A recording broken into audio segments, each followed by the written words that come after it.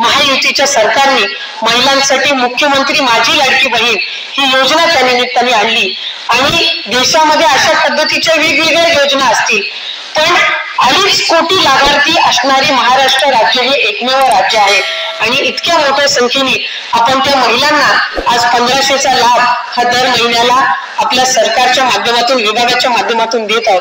आम्ही काही बँकांसोबत करार केला।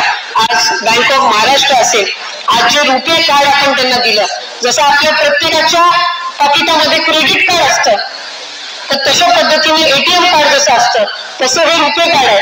म्हणजे ज्यांचं बँक ऑफ महाराष्ट्रामध्ये अकाउंट आहे आणि 1500 त्यांच्या खात्यामध्ये जात आहे तर त्यांना जर क्रेडिट कार्डचा वापर करायचा असेल तर हे रुपे कार्ड आहे आणि त्याचा वापर करू शकतात।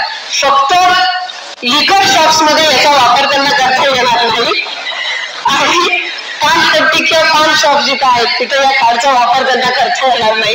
बाकी ठिकाणी ते या रुपे कार्ड जे आहे त्याचा वापर त्या निमित्ताने करू शकतात।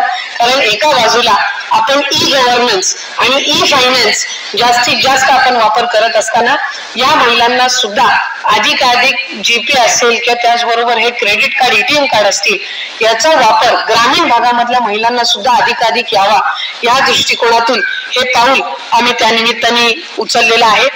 आज महिला विभागाच्या अंतर्गत अनेक ऐतिहासिक निर्णय घेण्याची संधी ही त्या निमित्ताने प्रतिनिधी म्हणून मला मिळाली आणि महायुतीच्या सरकारमध्ये ज्या वेळेला आपण साहेब मंत्री म्हणून आपण सर्वांचं मार्गदर्शन आम्हाला मिळत होतं, एक ऐतिहासिक निर्णय आपल्या विभागाने आणि महायुतीच्या सरकारने घेतला ते म्हणजे बाळाच्या नावासमोर पहिलं त्याच्या आईचं नाव लावणं, मग त्याच्या वडिलांचं आणि मग त्याचं आडनाव।